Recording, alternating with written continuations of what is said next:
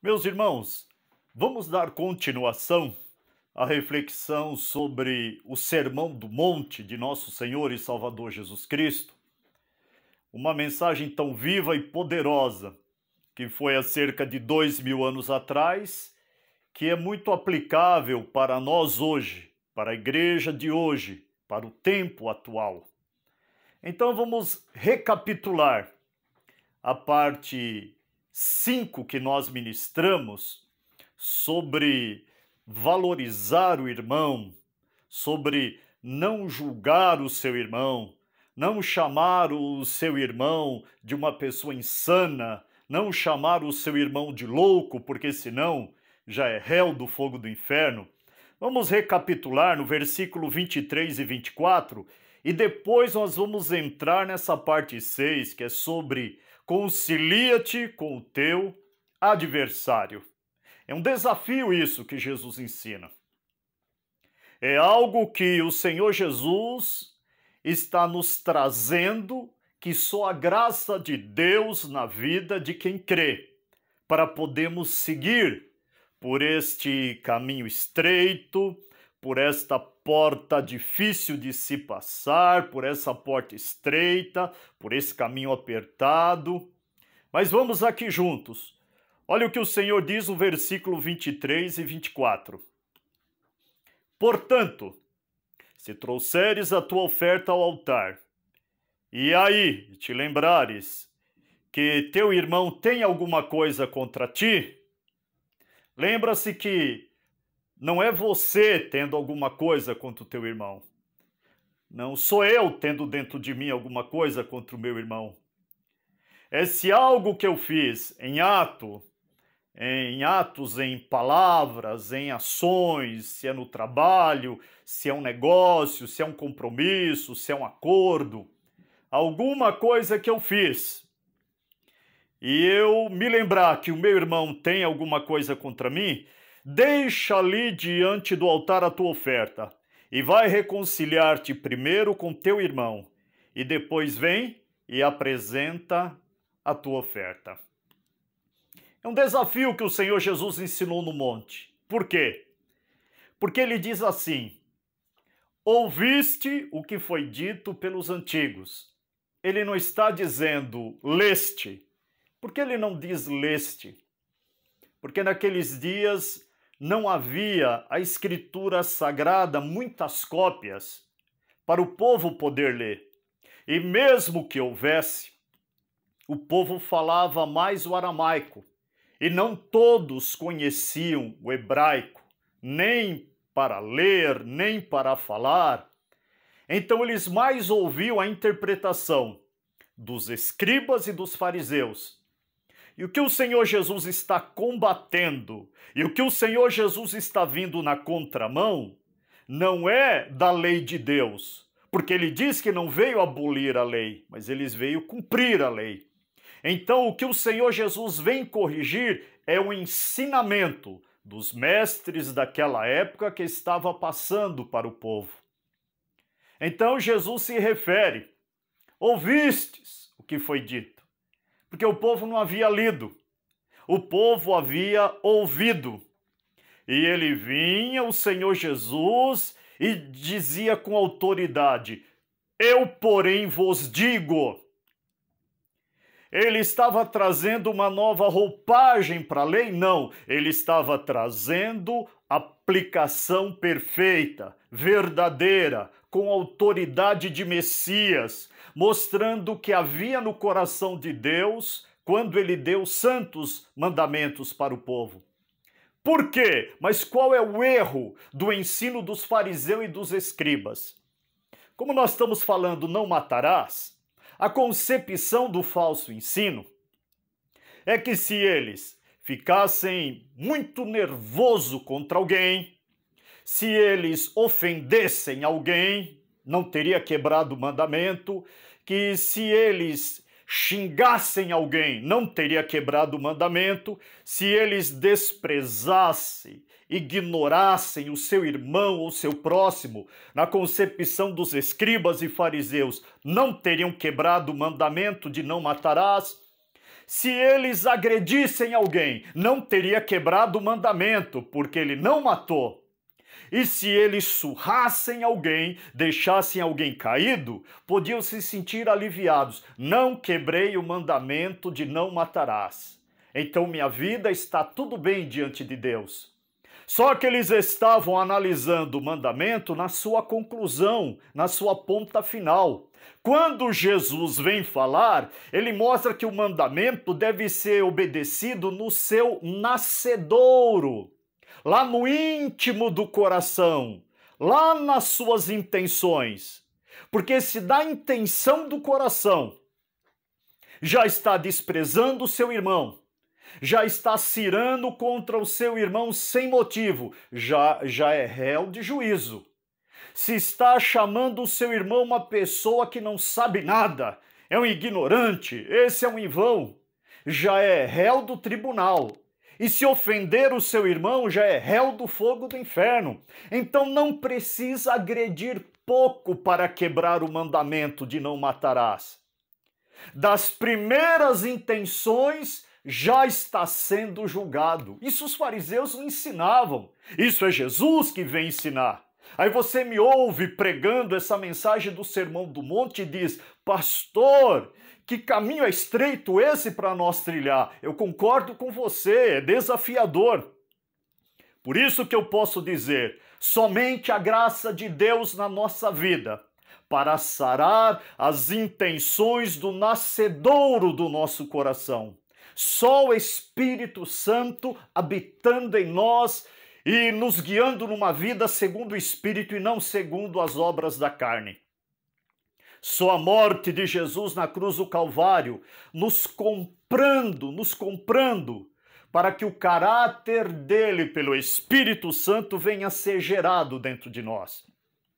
E como não somos perfeitos, quando houver más intenções no nosso coração, quando houver mal inclinações, quando tivermos maus pensamentos, desejos, intenções, entenda o que nós estamos pregando, o que Jesus ensinou no monte. Deus olhando primeiro para os nossos pensamentos, para os nossos desejos, para as nossas intenções, e aí ele já está nos julgando antes de praticar o erro. Então precisamos do quê? De nos arrepender, de confessarmos os nossos pecados. É por isso que a Bíblia diz: aquele que diz que não tem pecado é mentiroso e a verdade não está nele.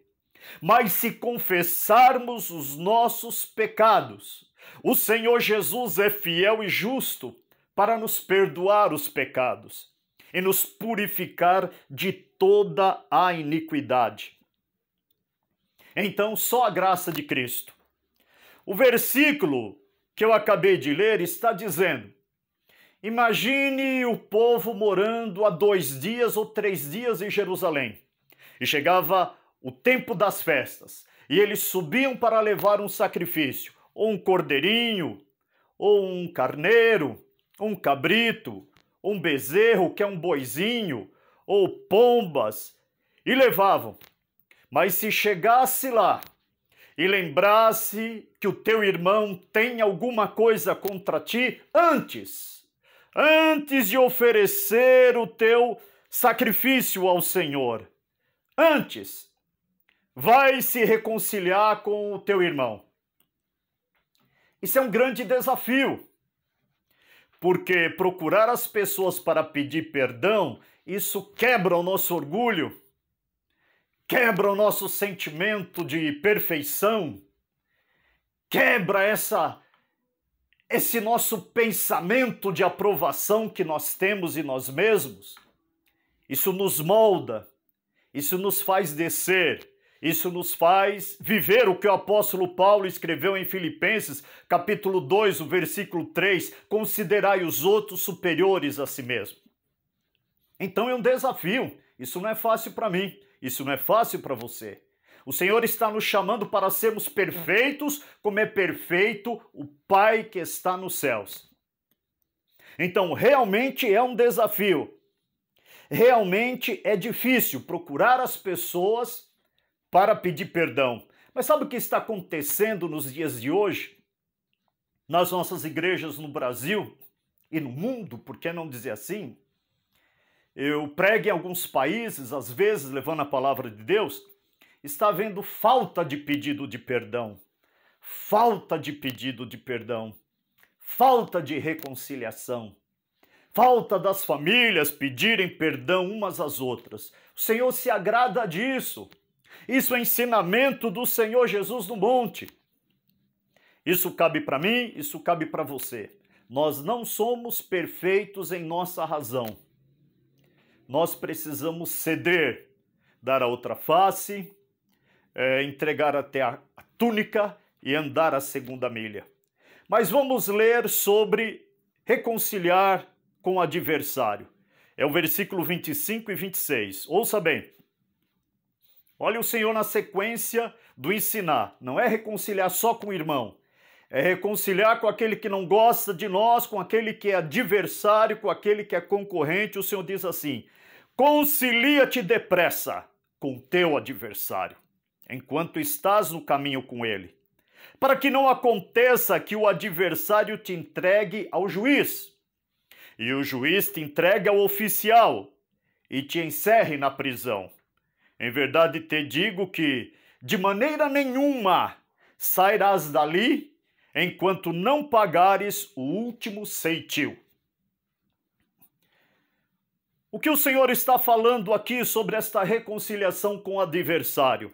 O Senhor está te chamando, o Senhor está me chamando para sermos conciliadores. Não debatedores, não pessoas boas de discutir, mas o Senhor está me chamando e te chamando para sermos pessoas conciliadoras, que concilia tudo e até com o adversário. Isso tem um valor precioso diante do Senhor Jesus. Isso é perfeição, é não sermos os teimosos, os arrogantes, os presunçosos, só eu que sei. Não. O Senhor nos chama para sermos conciliadores. Existe um segredo grande na conciliação. Aquela pessoa que é boa de quebrar as inimizades, de quebrar as discórdias, de ganhar aquelas amizades. O Senhor está nos ensinando isso. Vai pela conciliação, vai conquistando pela amizade, vai conquistando pela simpatia. Seja um conciliador. Esse é o caminho da vitória. Esse é o caminho da perfeição. Seja bom para conciliar até com teu adversário. Mas como assim conciliar com o meu adversário? É o Senhor Jesus nos chamando você, chamando eu para uma ação prática, de procurar o adversário e fazer acordo, e ceder algumas partes para que as coisas possam ir bem. É igual, vou te dar um exemplo, é igual políticos que trabalham na Câmara dos Deputados ou no Senado. Um partido que não concorda com o projeto, o outro concorda, aí começa a se ter reuniões de acordos, para que alguns possam ceder uma parte e os outros cederem outra, e nisso há uma conciliação para se votar para que aquele processo, aquele projeto de lei, aquela emenda, aquele projeto possa passar, possa ser aprovado. É o que o Senhor Jesus está nos chamando para termos uma praticidade, colocar em prática esse não matarás, uma profundidade tão grande que nós possamos ser pessoas conciliadores, até com aqueles que não gostarem de nós, até com aqueles que nos perseguirem, até com aqueles que estiverem nos caluniando, falando mal, até com aqueles que nós estivemos trilhando no caminho da vida. O Senhor dará uma oportunidade, vamos arrumar as coisas e desfazer inimizade. É isso que Jesus nos chama.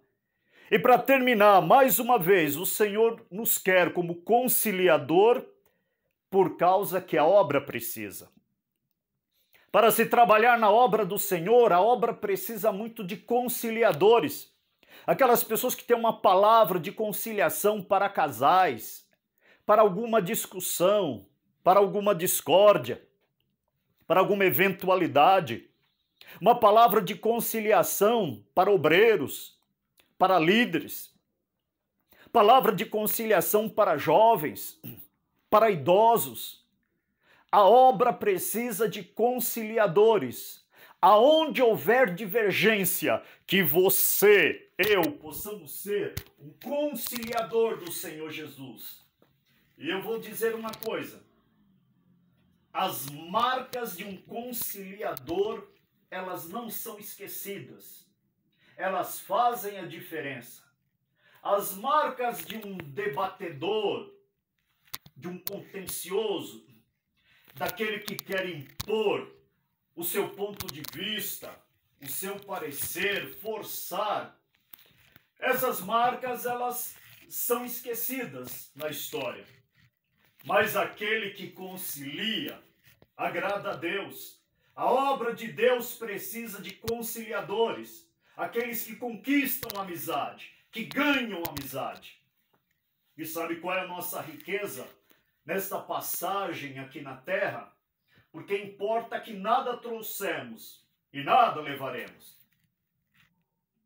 O que importa são fazermos amigos, termos pessoas ao nosso lado, sermos um pacificador, um conciliador, aquele que traz paz aonde está havendo tempestade, aonde está havendo desacordo.